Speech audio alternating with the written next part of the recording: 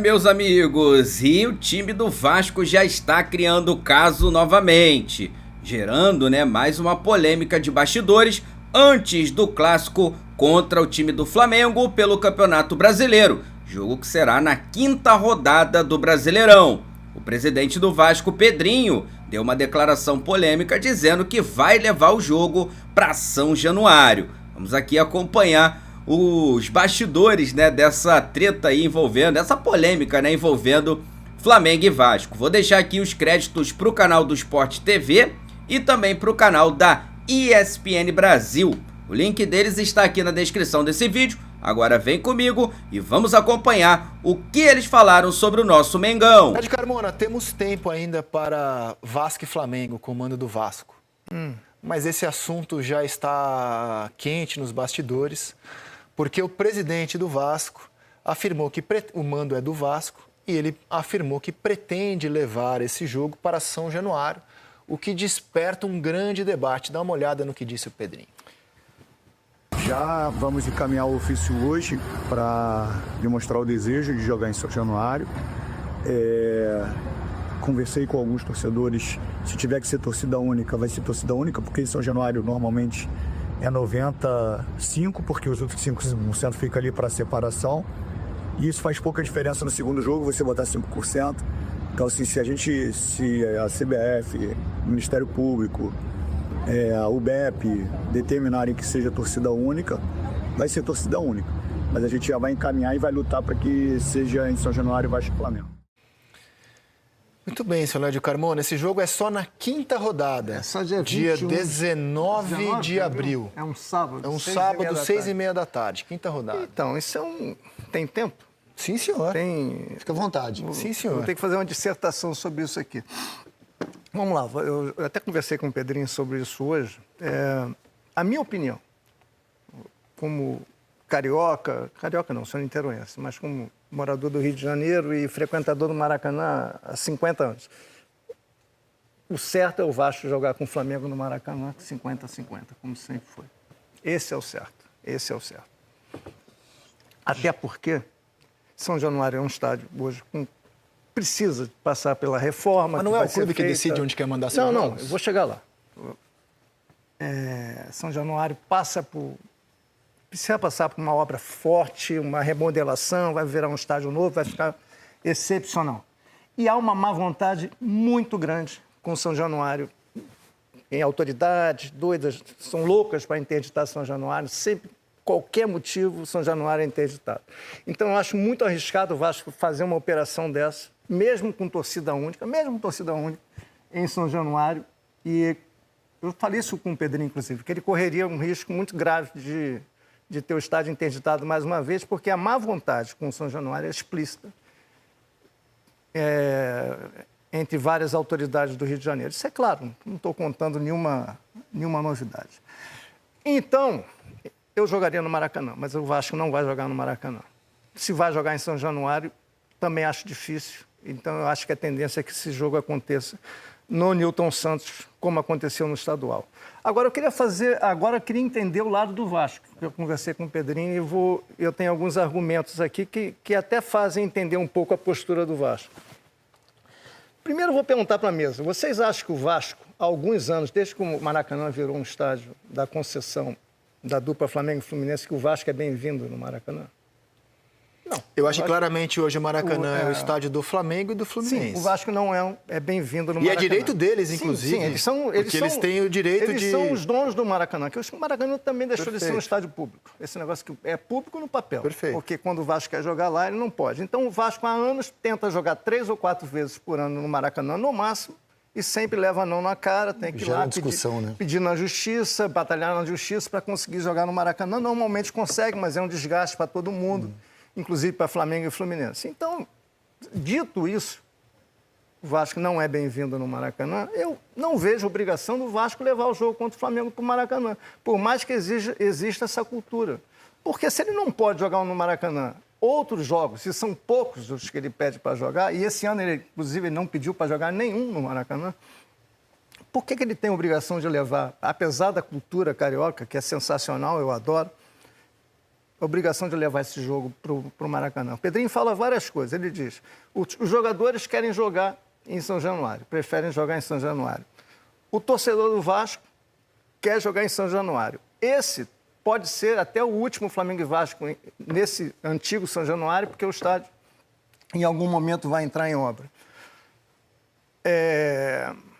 Então, e tem um outro detalhe. Quando ele joga contra o Flamengo como mandante, como o Vasco nesse jogo vai ser mandante, o Flamengo recebe as taxas,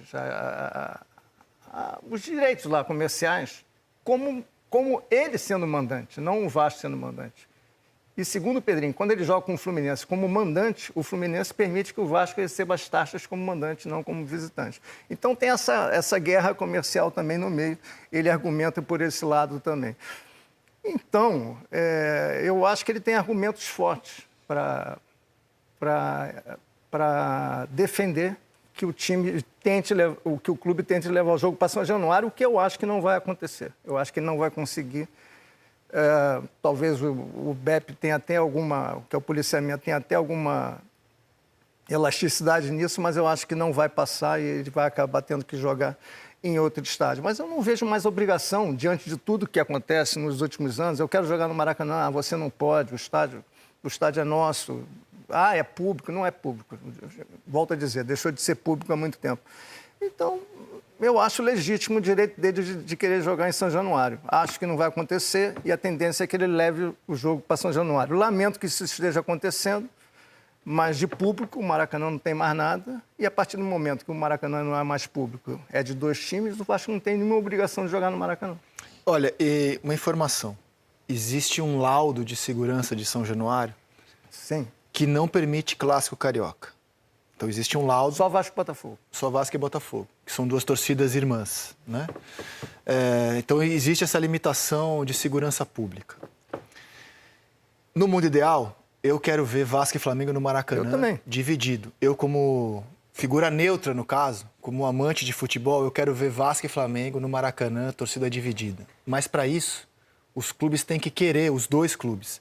Como, segundo o Pedrinho, presidente do Cruzeiro, Galo e Cruzeiro chegaram a um acordo para jogar assim no Mineirão. O Mineirão hoje é estádio do Cruzeiro, não é mais estádio público.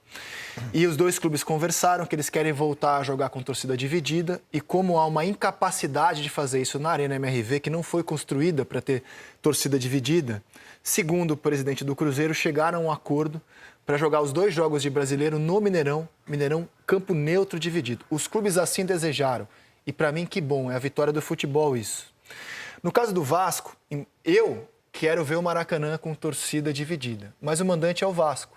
E entendo que o mandante tem o direito de dizer aonde ele quer jogar. Sim. No ano passado, se o Vasco passasse pelo Galo, ele mandaria a final contra o Corinthians, de Copa do Brasil, contra o Flamengo ou o Corinthians, ele mandaria o jogo em São Januário. Era a posição do Vasco, porque ele entendia que ele teria vantagem técnica jogando em São Januário. Embora o espetáculo fosse muito mais bonito no Maracanã. Os jogadores querem jogar em São Januário. Óbvio que seria muito mais bonito. Então, assim, tem essa questão. O que eu acho só é que a gente não pode tratar isso como bem ou mal. O clube mandante, ele tem o direito, cara, de dizer onde ele quer jogar e a gente o direito de lamentar, de ver um jogo que não seria tão bonito quanto no Maracanã. Eu acho que o Vasco não tem a obrigação de manter a cultura do Rio quando ele não é bem-vindo no estádio. E quando ele tem um laudo de segurança que impede São Januário de ter torcida dividida, infelizmente. O último jogo, olha, eles já se enfrentaram historicamente 36 vezes em São Januário. Flamengo e Vasco. A gente foi fazer esse levantamento. O último jogo com torcida deu uma briga generalizada, horrível, uma situação horrível, que levou a esse impedimento de clássico em São Januário, com exceção de Botafogo e Vasco. Eu acho que o mundo ideal era que se chegasse a um acordo com os órgãos de segurança, que os 2 clubes trabalhassem, digamos, vai ser em São Januário, o Vasco bate o pé. Que se chegasse a um acordo... A gente não é animal, né? A gente consegue conviver com um torcedor diferente, né? Eu acho que o mundo ideal, se o Vasco bater o pé e falar, eu quero jogar aqui, é que a gente caminhasse para isso. Mas, insisto, tem uma questão que você não consegue hoje driblar, que é esse laudo que não permite clássico em São Januário. Que não tem nada a ver torcida que dividida. não tem nada a ver com Vasco e Flamengo. Só um adendo. No memorando que o Vasco mandou para o BEP, o Vasco pede o jogo com duas torcidas, 90-10. 90-10. Ele não pede para ser torcida única. Ele diz, em último caso, se o BEP não permitir 90-10, o Vasco gostaria de ter o mando de torcida única no jogo. Aí dependeria do BEP. Aí o próprio Pedrinho falou para mim, eu não consigo entender, se a Polícia Militar do Rio, ela consegue controlar manifestações políticas, ou festivais, com 1 milhão de pessoas na rua, como é que ela não consegue controlar 19 mil pessoas dentro de São Januário? Eu acho que são mundos diferentes. Mas é um outro ponto a ser debatido, né? Aguardemos. Dia 19 esse jogo e a questão já está posta à mesa. Um retorno aguardadíssimo. E eu estou falando do Pedro, o centroavante do Flamengo, que já está liberado pelo departamento médico, já voltou a treinar com o grupo.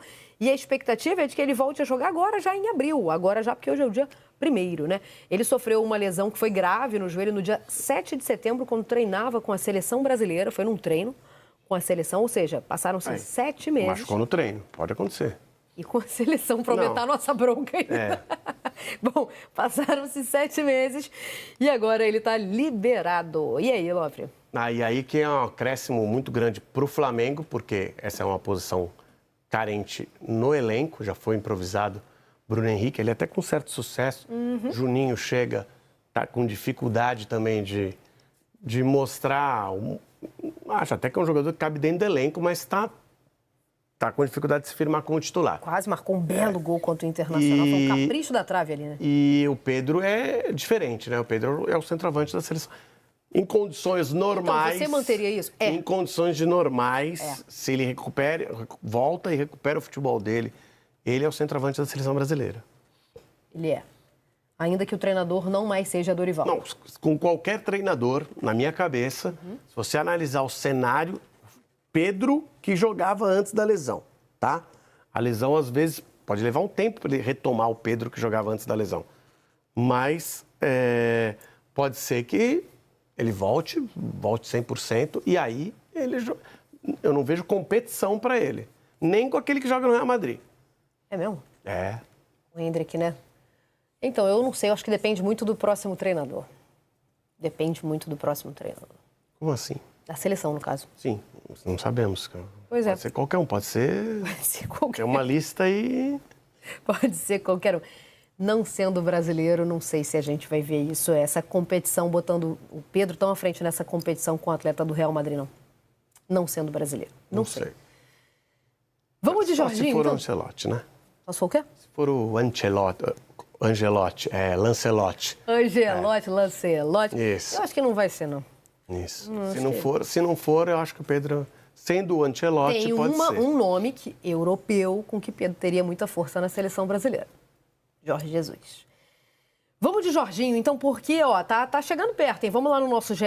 Globo, uma notícia aliás, ainda não do Jorginho no Flamengo, uma notícia das negociações, né?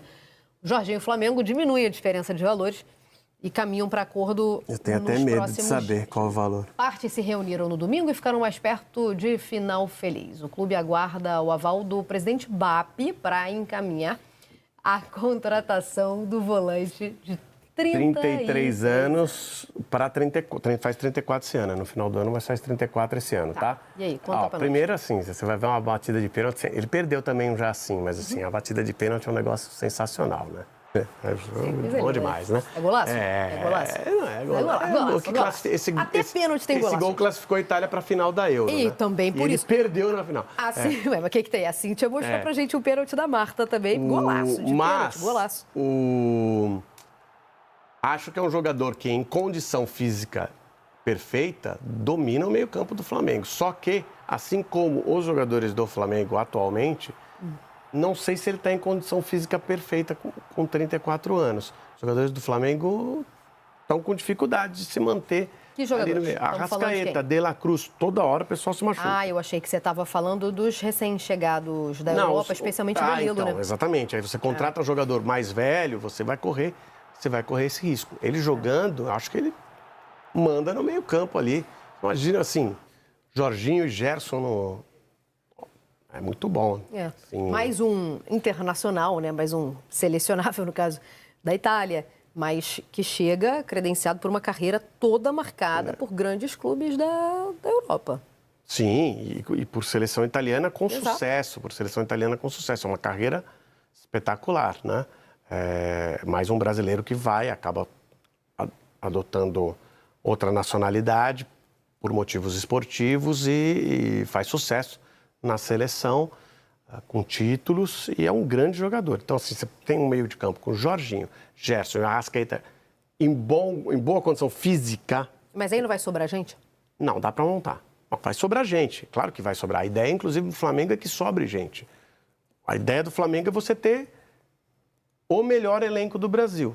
Tem muita gente que discute se o Flamengo é ou não é. Acho que o Flamengo é o melhor elenco do Brasil, em condição física, todo mundo em condição física perfeita. É o melhor elenco do Brasil. São perguntas diferentes. Melhor elenco do Brasil, Flamengo. Melhor time do Brasil, Flamengo. também. Porque são perguntas diferentes, né? Às Sim, vezes você vê melhor elencos... 11. Exatamente. Mas assim, eu entendo que haja contestação ao melhor elenco do Brasil, porque é difícil substituir essas peças. Arrascaeta, Gerson, quando se machucam, De La Cruz, que tem problemas físicos também. Mas é difícil, mas seria difícil para qualquer outro elenco. Mesmo que você forme um outro elenco bom, se você perder 3 jogadores do meio campo ou 2 jogadores do meio campo nesse nível, você não vai conseguir fazer uma substituição à altura. Ninguém vai conseguir. Pois é.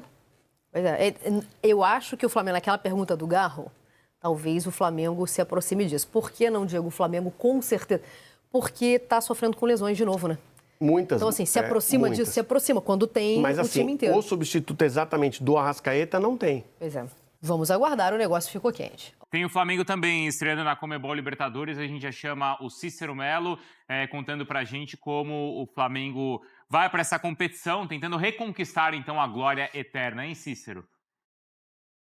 É verdade, Bruno. Depois da estreia com empate no Campeonato Brasileiro, 1-1 contra o Internacional no Maracanã, o Flamengo agora tem uma competição que é sempre prioridade na Gávea, né? A Libertadores da América. Grupo C, na próxima quinta-feira, às 9h30 da noite, estádio Pueblo Nuevo, em San Cristóbal, na Venezuela, contra o Deportivo Táchira.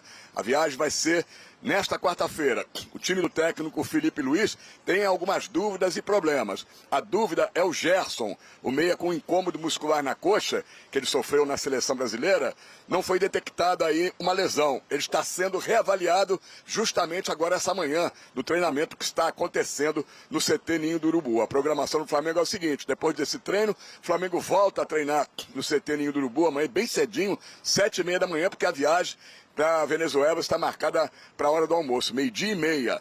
Léo Pereira, zagueiro com dores no joelho, após os exames clínicos nesta segunda-feira, não teve detectada a lesão e por isso não deverá ser problema para a viagem. Já o meia Arrascaeta e o zagueiro Danilo estão em recuperação de lesões, seguindo o planejamento e a fisioterapia e também com trabalhos no campo. Fica a dúvida se eles vão viajar ou não. Arrascaeta, Danilo, esses dois são mais difíceis. E como última notícia aqui para a torcida rubro-negra, uma ótima notícia. O Pedro, atacante, está reintegrado ao grupo, já treinando normalmente no campo. Ele sofreu uma grave lesão no joelho, todos lembram, no dia 1º de setembro do ano passado. Foi o último jogo dele contra o Corinthians, pelo Campeonato Brasileiro na Neoquímica Arena. 3 dias depois, com a seleção brasileira em Curitiba, ele sofreu essa grave lesão. Fez cirurgia, está sem jogar aí há 7 meses e já está voltando. Tudo indica que nesse mês de abril ainda ele vai retomar a sua camisa 9 no Mengão. Voltamos aos estúdios.